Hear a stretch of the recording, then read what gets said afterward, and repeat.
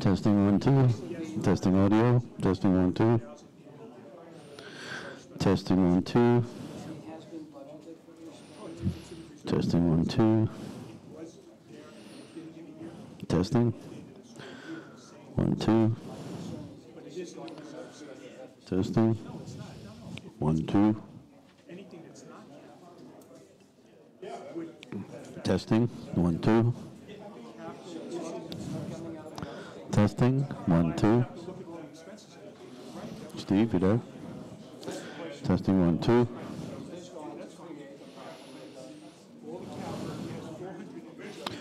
Testing 1 2. Testing 1 2.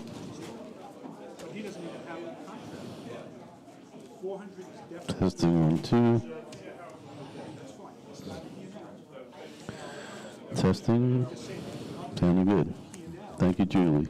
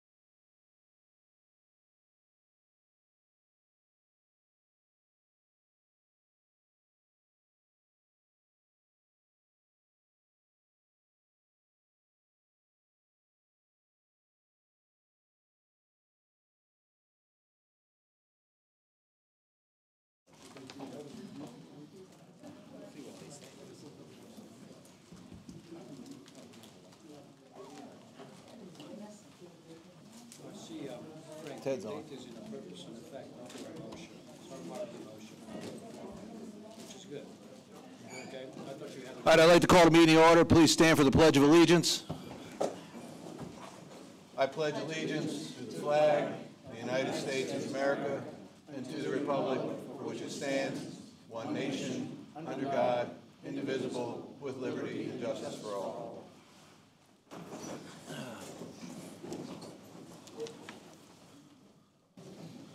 All right, I'll entertain a motion for approval of the agenda.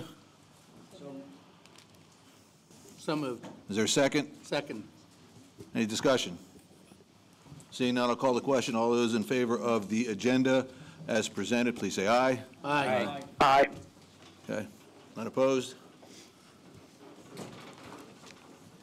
Next item on the agenda is President's remarks. We'll move right into public comments. Given that this is a special meeting, please be advised public comments are limited to the topics on the agenda of the meeting. As with public comments, please state your name and your address for the record. The floor is now open for public comments.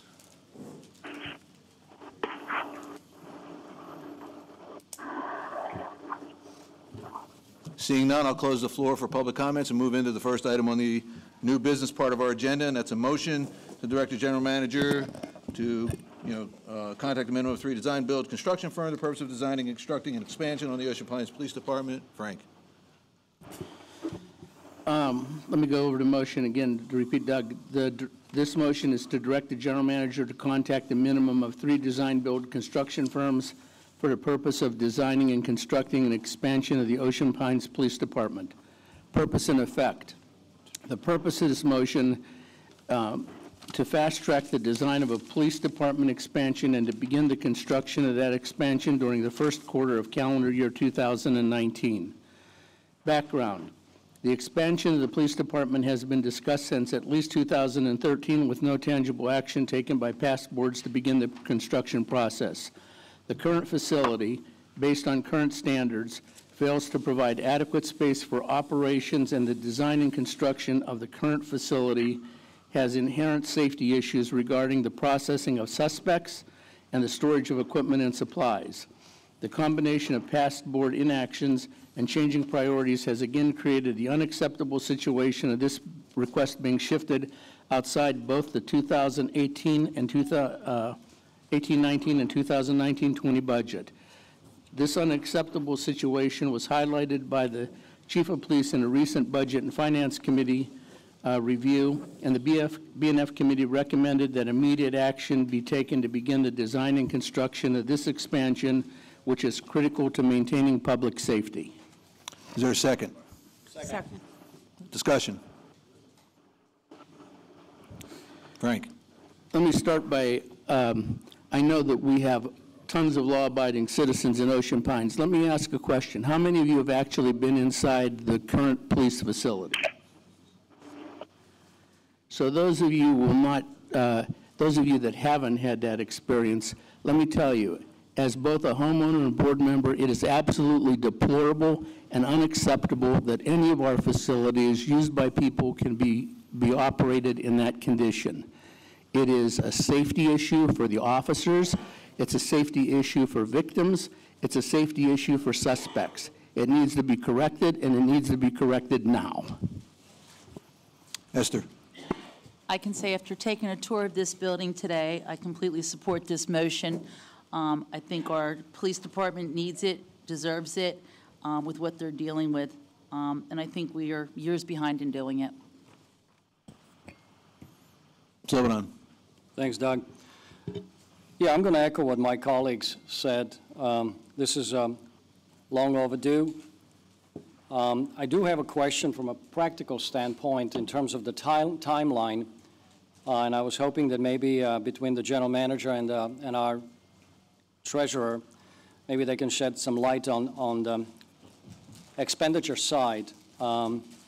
Given that Frank is calling for the work to begin this quarter, in this first quarter of the calendar year, not the fiscal year, some of the work, I understand, is going to be happening inside the existing footprint, and there's a possibility for also an additional space being added to to the existing building. So I'm looking at this as a fund coming out of the replacement reserve, which we have, obviously, and that's not going to be an issue.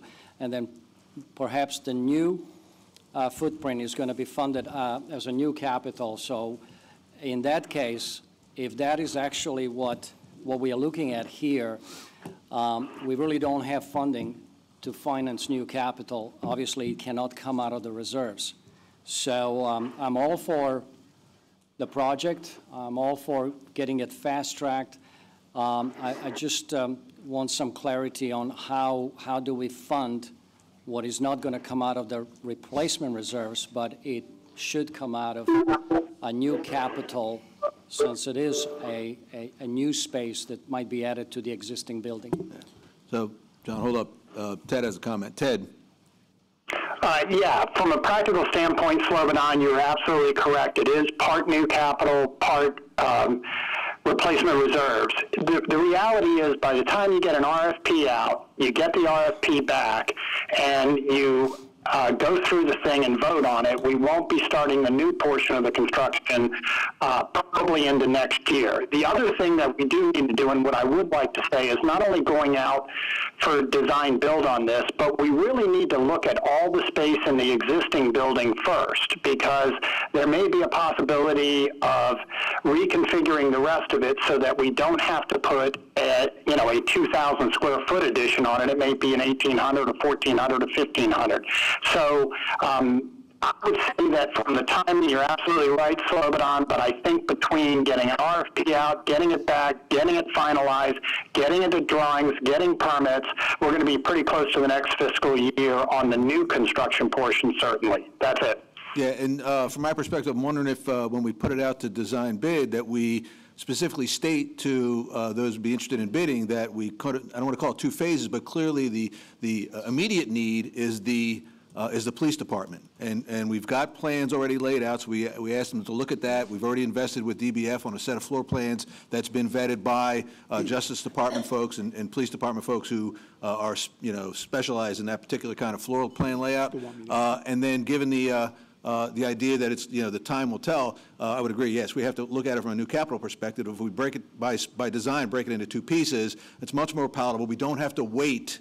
And I think the last thing we want to do is, based on need, based on safety, based on the comments from Chief Massey, we'd be doing the community a disservice by waiting. So I think we attack it in the sense that we've got enough data right now to start on the police department floor plan first and then move into a second phase.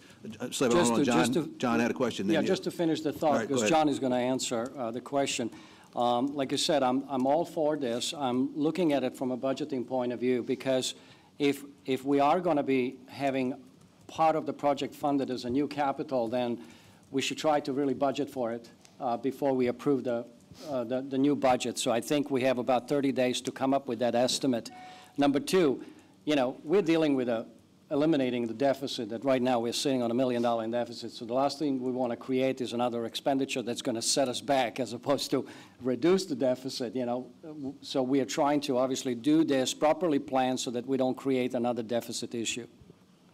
John. Okay, so sure, I will definitely weigh in on the question. It's a good question. There is a sense of urgency for this, which was brought up by BNF. If it was to start today for this current budget year, 18-19, we do currently have earmarked in the reserve study $400,000 capital. There is an additional $50,000, I believe, in there. So 400 plus the 50 for drawings or whatever, 450.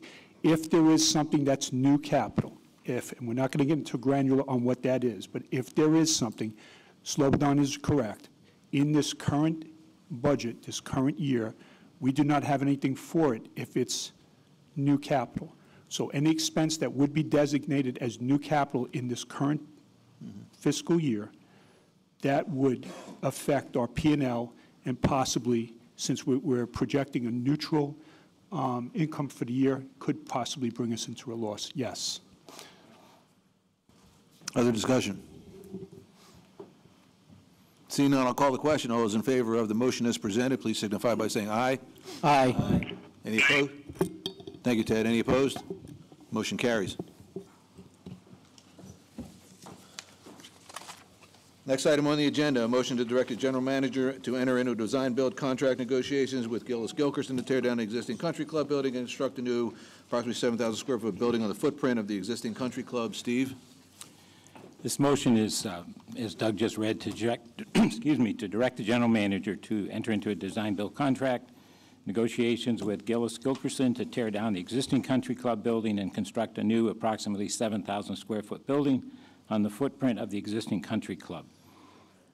You want a second? Is there a second? I'll second. Second. For discussion. Well, purpose and effect and background.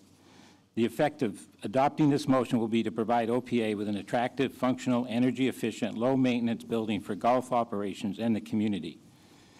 A September 30, 2016 Becker Morgan Group report, which was updated in August 2011, provided an analysis of the building envelope, structural systems, and the mechanical, electrical, and plumbing systems of the country club.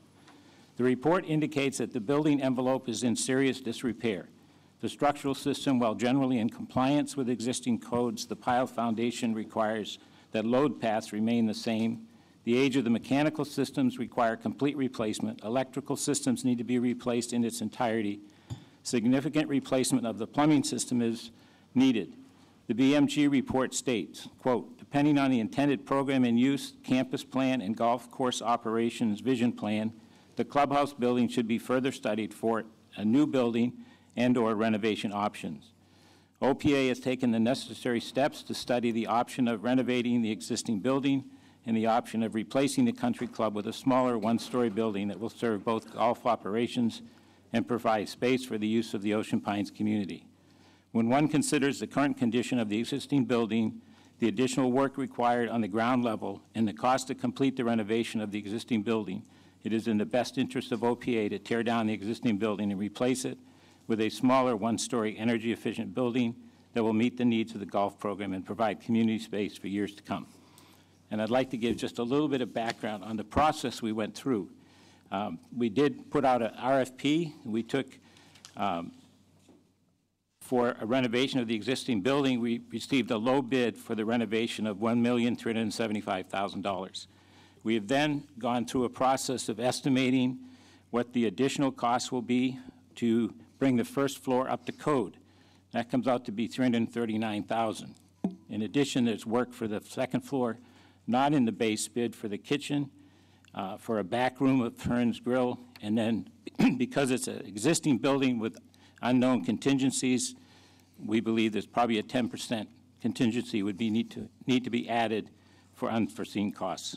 That brings us to a total cost for renovation of $1,968,230. We had three bidders out of 13 or 14 contractors that actually submitted bids. The lowest bid was was the one I mentioned, which was $1,375,000.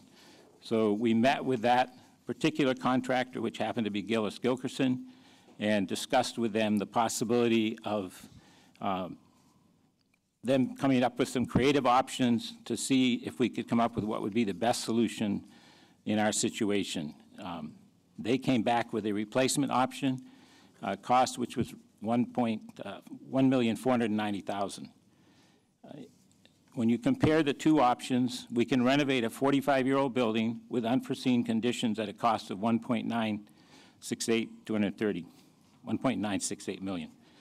Or we can replace the existing building with a completely new, smaller, energy-efficient building at a cost of $1,564,000, which includes some contingencies that would be required. So that's just some background on the process that we went through to come to this point. Other discussion? All right, I'll open the floor. I think there's a general concern that we haven't done our due diligence with respect to getting 2 additional competitive bids for a full replacement. We've given it some further thought. We've had some sort of sidebar conversations, and it's probably worthwhile to at least entertain the idea of rethinking our approach and looking at the possibility of getting a couple of other bids for a full replacement. Now, bear in mind, this conversation came out as a just as when we got the numbers back from Gillis Gilkerson on the renovation, it prompted some more thinking about saying, well, gee, just, out of curiosity's sake, what would it take to replace the building? And we all had a number of conversations prior to that on the option of replacing the building. So it came back. I think where we are right now is in a pretty good spot with regard to at least knowing at least one number. And then I think in order to make sure the due diligence we follow as a board would be to at least look at 2 other bids. And quite frankly, and I'll entertain I want some feedback on this, the idea of putting out another RFP for the full replacement of the building to perhaps the same 13, and maybe there's even more, firms that we sent the renovation RFP out to, and see where that takes us.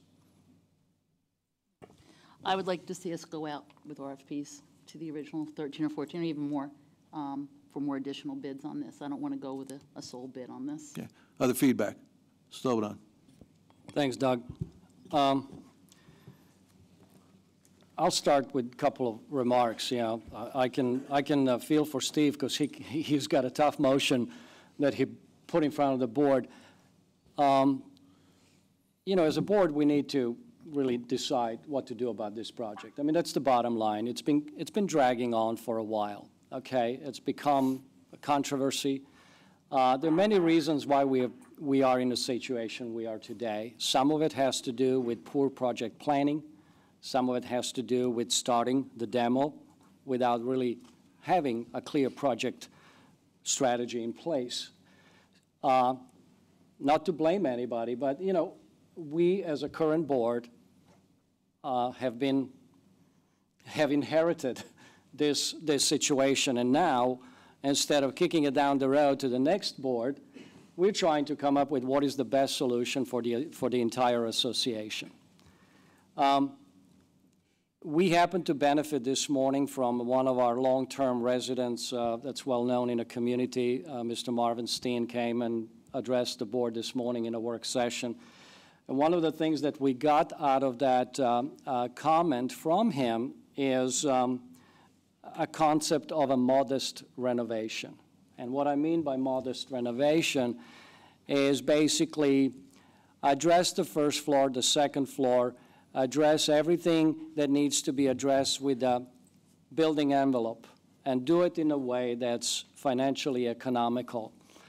Why this became an important information to the board is the following.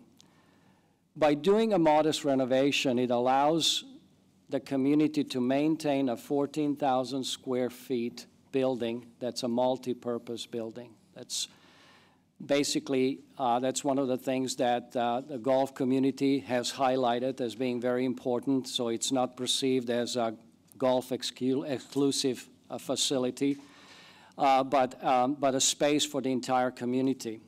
So by going with a modest renovation, we would basically be able to maintain 14,000 square feet multi-purpose space, and that's really the number that we have not been provided and have not had the privilege to benefit from.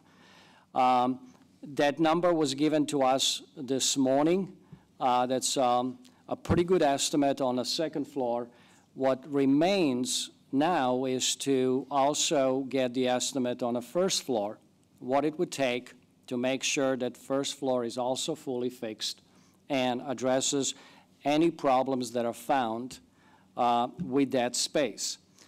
So where we are as a board now, at least me as an individual director, if you look at the numbers, the estimate we were given this morning, which is around $530,000, that's based on actual quotes from subcontractors.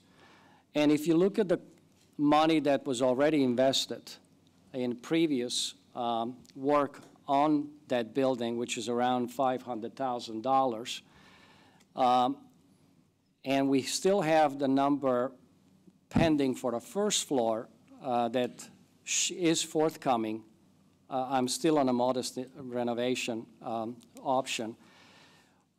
We will have a total cost of what it would be what it would cost the association to go with that option.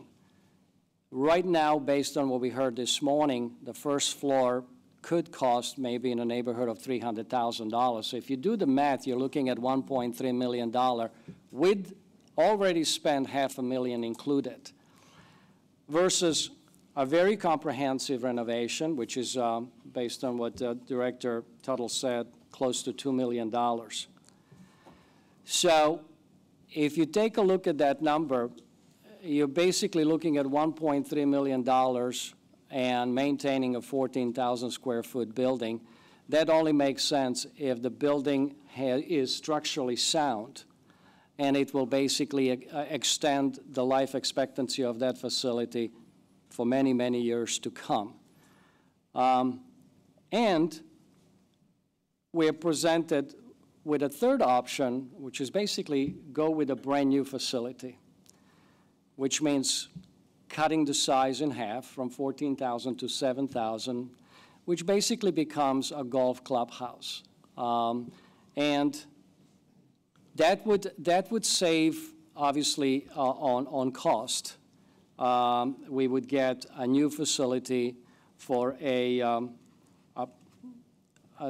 dollar amount of about $1.5 million, which is you know, a pretty good price. The question that I have for the board, for my colleagues, is, you know, from my perspective, we need to decide, do we go with a modest economical renovation or do we go with a new building?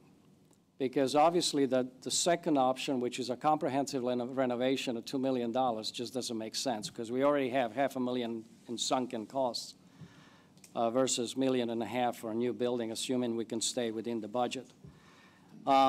So the way I would like to suggest we frame this discussion is, are we at the point of being able to make some kind of a decision now, or do we defer this till we get the information from the Public Works and from Marvin Steen on a first floor condition and what those costs are going to be, and then we have a more concrete estimate for a modest renovation?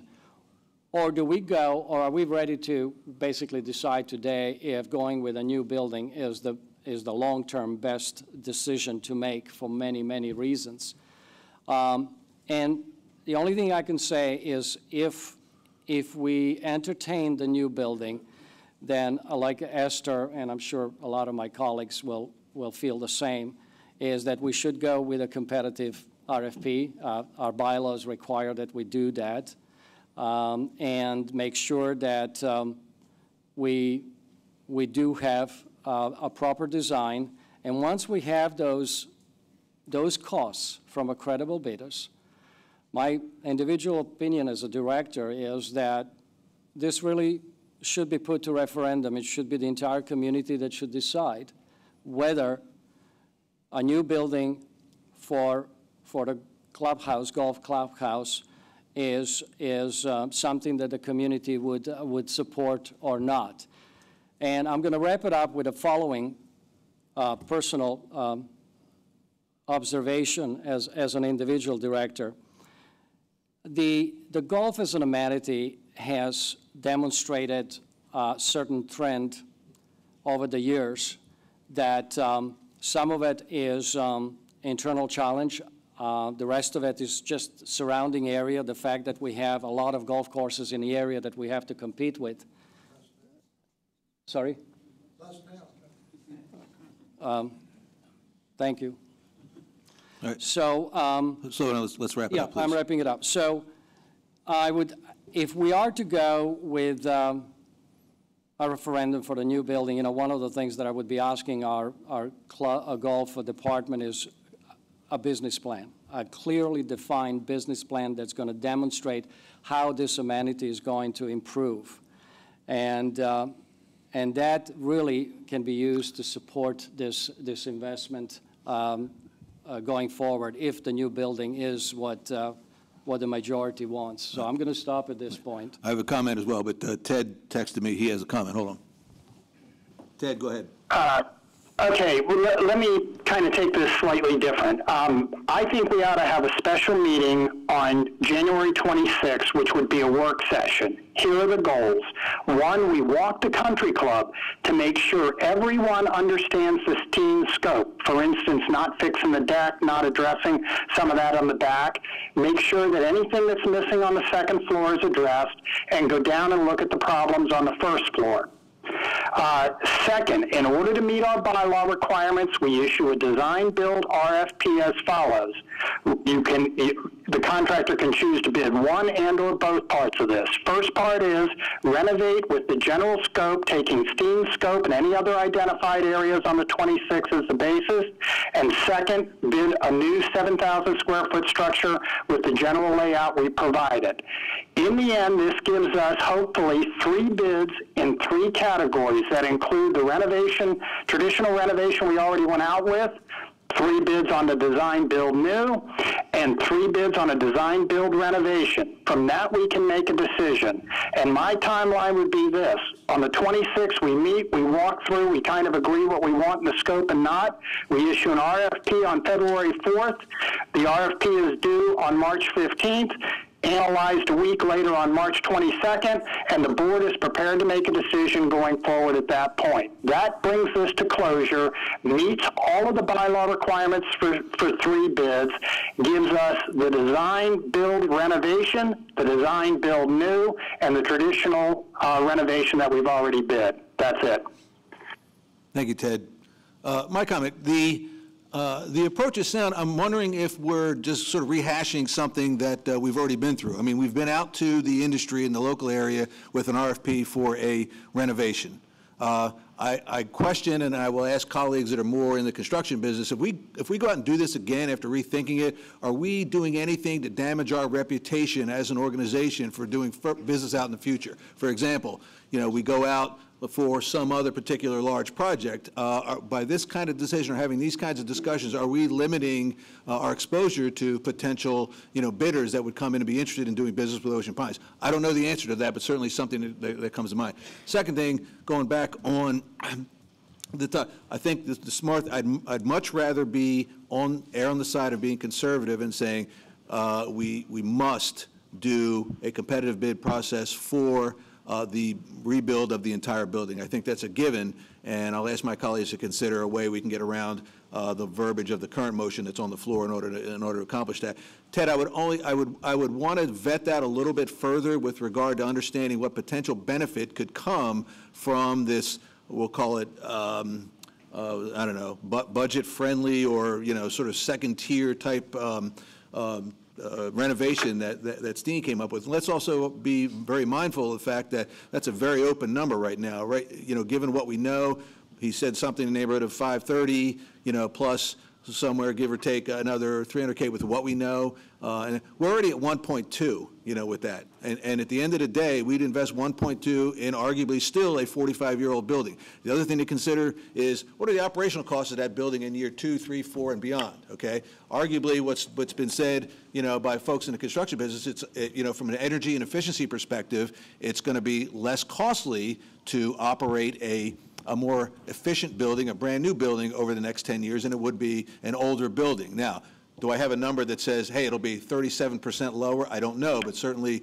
we'd want to look at that and factor that into, you know, any potential discussions we have on the long-term operating of that facility. Second part of it is let's also be aware that there in the concept drawings and the discussions we've had, there is space in that 7,000-foot building that's not specifically devoted to golf. There is open meeting space because one of the design criteria from the original intent was to make sure that we had community-based space in that building. And I would offer to my colleagues that needs to be a requirement in the design build as we go out to bid for rebuilding the entire facility.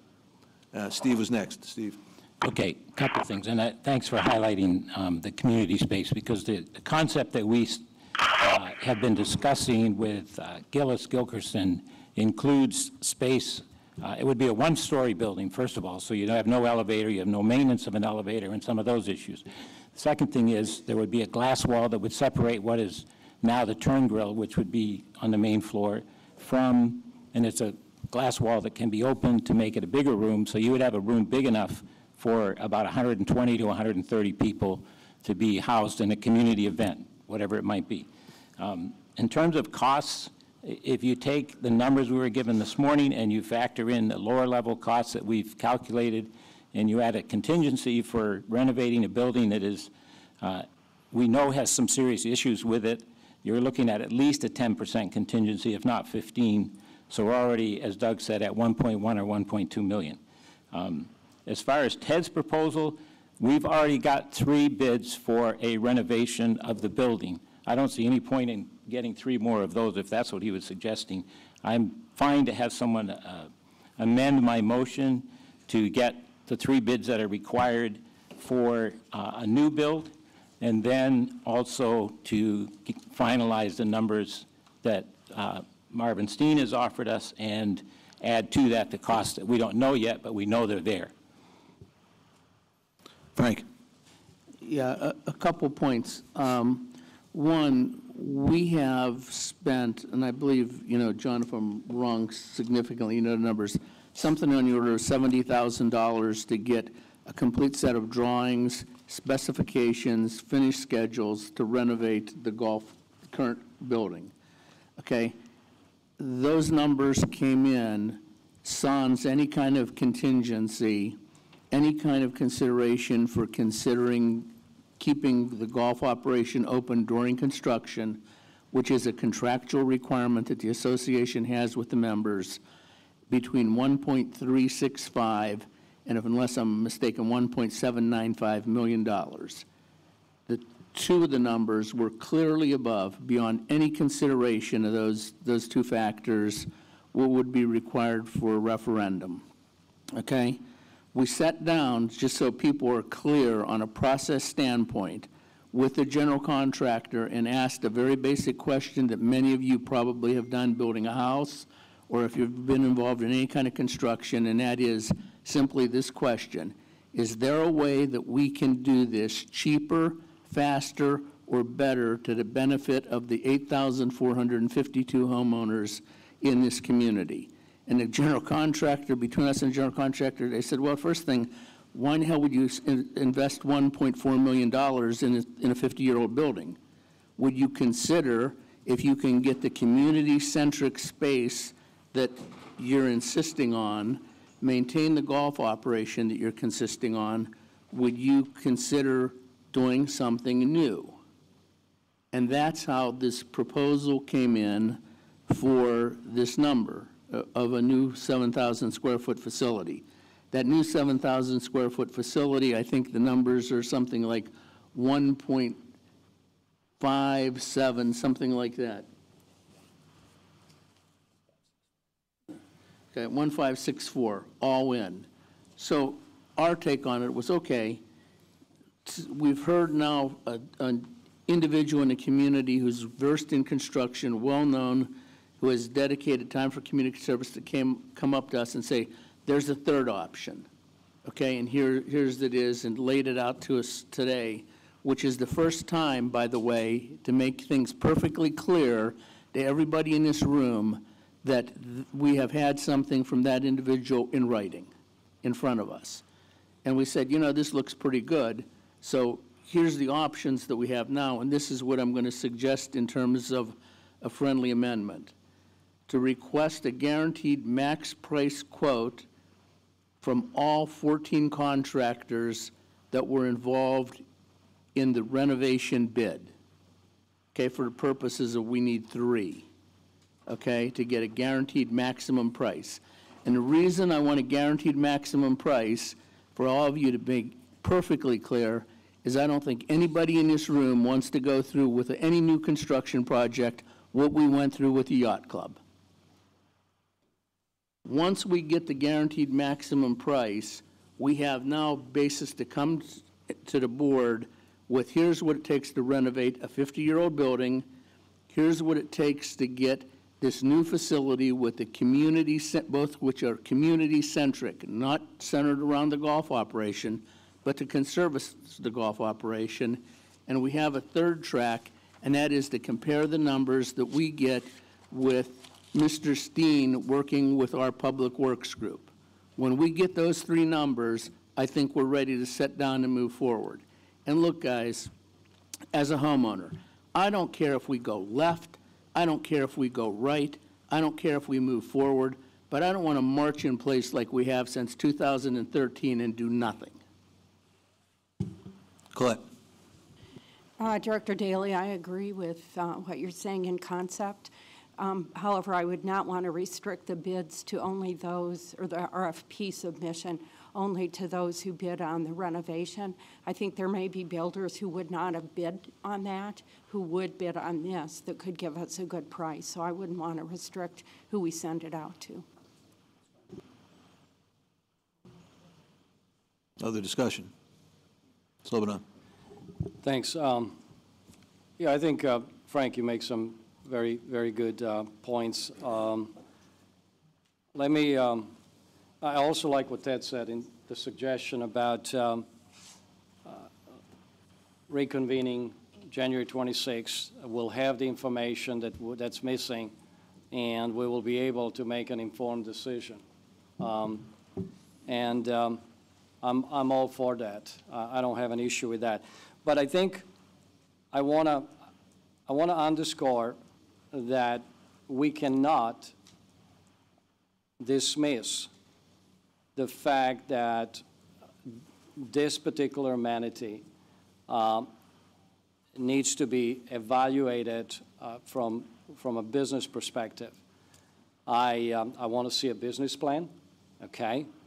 I want to see how the space is going to be used, and I want to hold the management accountable, okay, if that's the route that we are going to take. Now, let me just give you an example of what I'm talking about. I was looking at the study.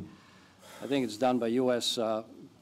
Golf Association, and they surveyed 180 golf courses around the country, 18-hole golf courses. And one of the questions was, what is the average membership for the club in order to be sustainable? And the membership, average annual membership, was 458 members. For the last several years, we've been at 110, 120. So why I'm asking and why am I emphasizing that business plan? You know, I think what we need to do is we need to really challenge the management to see how do we get to what the industry standards, industry averages are, whether it's cost of running and maintaining the amenity, whether it's the membership or anything else. Right now, our numbers don't seem to really support what the industry standard is, and I think the only way to solve this is to have the business plan and hold the management accountable. Okay. Hold on, Esther. Ted, go ahead. Yeah, let me just say one thing. If you're gonna have Steen involved in this at all, in putting numbers together, then you have to go out and put this out for other prices on a similar type of scope. You can't say, hey, you know, you've got a scope that, how do we know that Gillis wouldn't bid that better? How do we know that Harkins wouldn't bid that better? And that's why I said if you're going to end up, if you want to have two ways, the renovation we already bid and then design build, that's one thing. But if you're going to add this third factor in, that's where you need to also include that in an RFP once you pull the scope together. So that's my 2 cents here. You can't all of a sudden say, yeah, we've added this in from Public Works and we added this to Marvin and now we're going to give him a $1.2 million job without bidding it out. And that's why what I was suggesting is if you're going to keep that whatever that variation is in there, you really got to include that in an RFP or you're going to be right back with the same situation that you didn't get 3 bids on a different scope. That's my 2 cents. Yeah. So my comment, so a couple things. Number one, let's not forget the data from the Becker Morgan study, all right? We're still talking about a building that, quite frankly, needs a lot of help and may not be worth investing in its current state. Second of all, with the numbers with Marvin Steen, be advised that also included OPA staff labor, all right? How we cost that is in a couple of things. Number one, the labor hours associated with the project, and the delay of other both operational and project-related things that they would have been doing otherwise, but now they're spending their time on labor for the golf course. That's another cost that has to be factored in to the Steen proposal. The third part of it is I see no reason for us not to, at the very least today, consider getting 3 bids for a rebuild, and then maybe moving forward with getting this information from Steen, putting it all together, and then determining at that point in time whether or not we need to move forward with another RFP for consideration. So I see no need to delay going out to RFP to get the full building taken care of. We can get that process started, because quite frankly, despite, and Ted, I agree with you, but the possibility comes back that says, you know what, after hearing what Marvin Steen came in and considering all the other factors, we don't see it as any benefit to go out and get yet another set of bids for a reno. So my suggestion to my colleagues is let's consider some sort of friendly amendment that says let's get the process with regard to the new building started today and commit to following up as we need to with information from Steen and determine at some point in the future, Ted suggested the 26th, maybe that's a good date. I know some of us, schedule-wise, but somewhere around that time to go and re-meet once we get the information back from Steen. Okay. Concerns, questions? Esther? Okay, so for the sake of time, so we've beaten the crap out of this. So I agree with what you're saying. I do want to hear Marvin Steen's numbers. I'm going to go back to what I said this morning, just to touch on what you said about Public Works. Great example, again, how much I keep beating of the horse of outsourcing, but this is what you want our guys to be here to do instead of mowing the lawn. I'm just giving an example. Moving on from that, I do feel that if we have bids that are this close, 1.564 for new, I absolutely want a referendum to go out. This is too close for comfort to me, to the limit, and I'm not comfortable voting on that price without that going out to referendum. That comes in at 1.2, we're at a different ballgame, but that close concerns me. I want to keep the ball moving, so I do agree with what you're saying. Let's gather the information and then make the decision. I think Ted's timelines are doable, and I think we should try to stick with this so we can make a decision by the March 26th date. I think that's important that we just start moving forward here. All right, one more time around the table. Colette. Well, I'm glad Esther said this because as part of my first comment, I also call for a referendum if we are going to go with a new building, and I think it's something that the community needs to be involved with because it's not just the dollar amount, but it's also how close it is to what the board is allowed to do on its own, stay within 20% of our annual income. So I like what Ted recommended. I think its timeline is doable, and let's proceed on that and see what we have and which option is the best. John. Any last comment? Yeah, let's just get it done. 30 days for the 2 bids. You definitely need the 2 bids for the new construction. Yeah. The referendum, there is a guideline for that. I mean, that's up for you all to decide, but it's certainly coming in under, but you're right, it's close. That the board then has to decide that. But I would get the 2 bids. Steve. Yeah. Excuse me. I'll just make one kind of more general comment. I'm all for getting 2 bids for the new building approach. But also, when we think about the golf as an amenity in our community, I don't play golf. I hardly ever go to the country club. I've only been in a turn girl once. I value the golf course in our community because it benefits my property values and it benefits a lot of other people in our community. So even if the golf numbers aren't all of what we'd like them to be, that's not the only thing that we should evaluate when we're looking at considering what we do with this building. Frank. I also agree, and I'll try to put together some words for a friendly amendment, which is basically go out and get 2 more bids for the design build JB. I also think when it comes in that we look at the Steen numbers, yeah, that's fine, but keeps them out, on the outer limit of the process here. And to your point, Slobodin, this year, the GM and the Director of Golf have submitted a business plan, and they're in the process of working the metrics.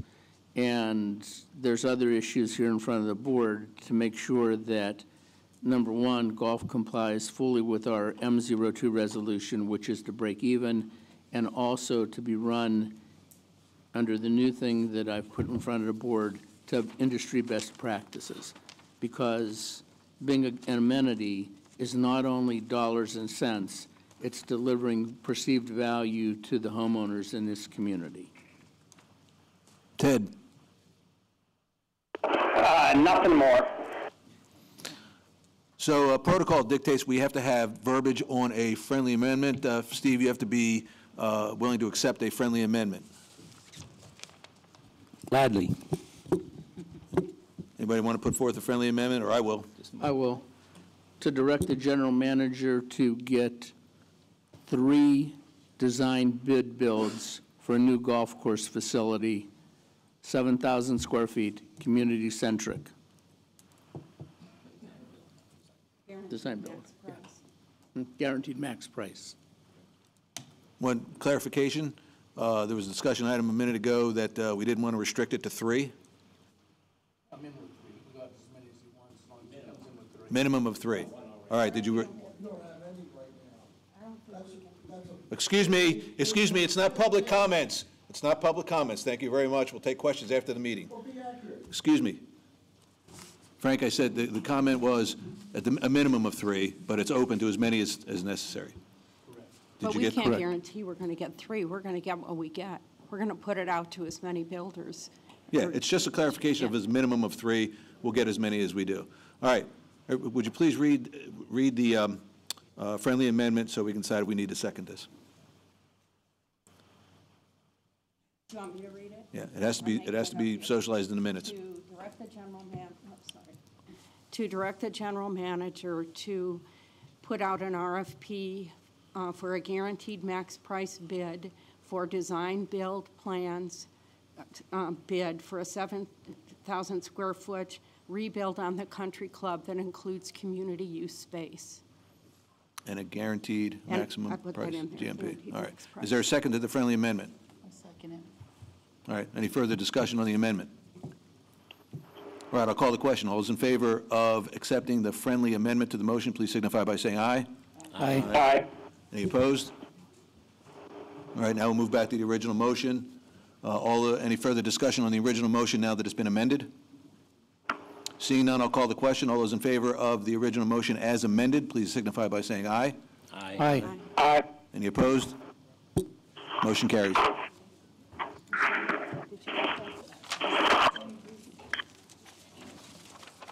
I'll entertain a motion for adjournment.